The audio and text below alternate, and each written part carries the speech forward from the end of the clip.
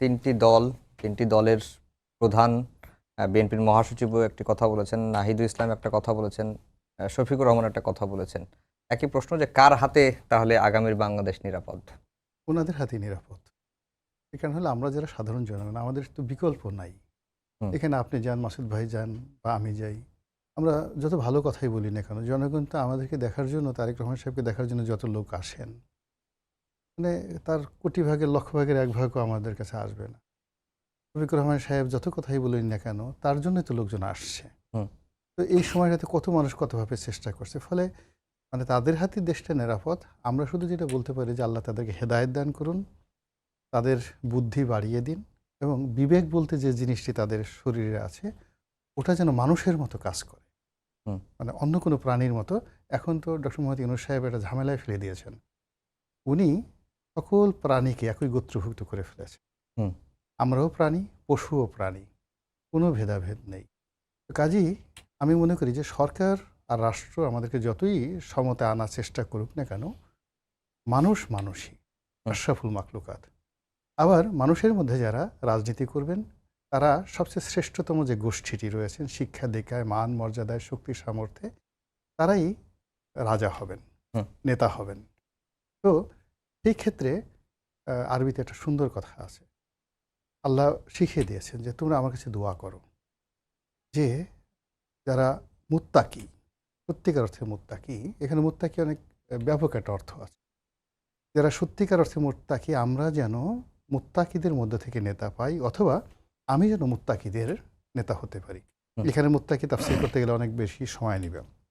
এখন এজন্য বলছি, যারাই আসেন, এখানে আসেন, তারা যেন মুত্তাকি হন, কোনো অবস্থাতেই যেন মুনাফেক না হন। তো এইবার একটা জিনিস লক্ষ্য করা যাচ্ছে ভোটের মাঠে।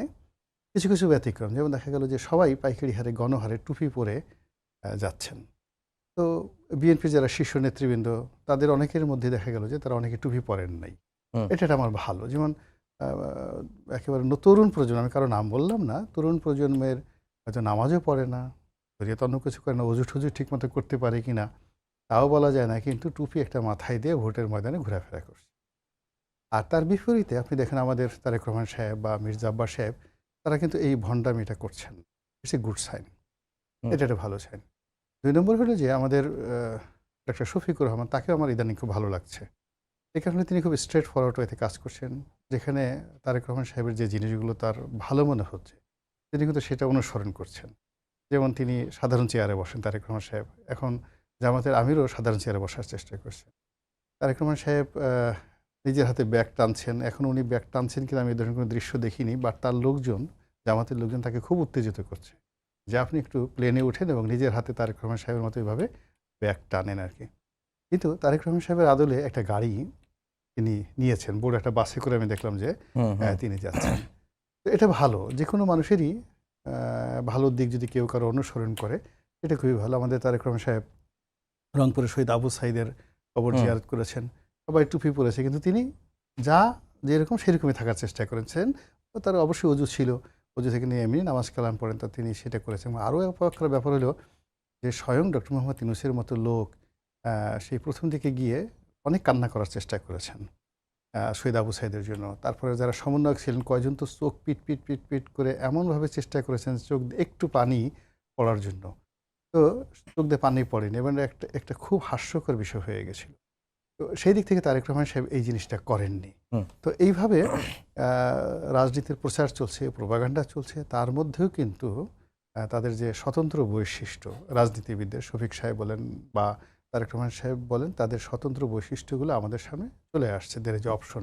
কিন্তু সমস্যাটা হয়ে গেল কি, যে এখানে ত্রিমাত্রিক প্রতিযোগিতা হচ্ছে। ১ম প্রতিযোগিতা হলো দুটো রাজনৈতিক দল কেন্দ্রীয়ভাবে জনসভাগুলো করছে। তো সেটাই আমরা দেখছি।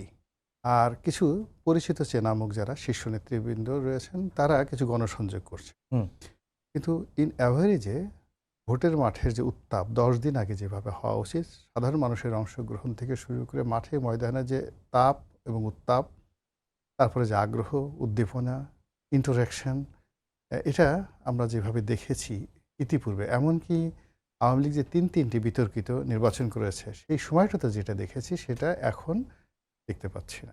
জি। আমি যে এলাকাতে বসবাস করি আশেপাশে ভোট মার্কা প্রার্থী আমি এদের নামও জানি না, দেখিও না, অথচ আমরা টেলিভিশনে দেখি যে একটা ভোট হচ্ছে, সবকিছু জি হচ্ছে। রনি ভাই আপনার কাছে আবার আসবো।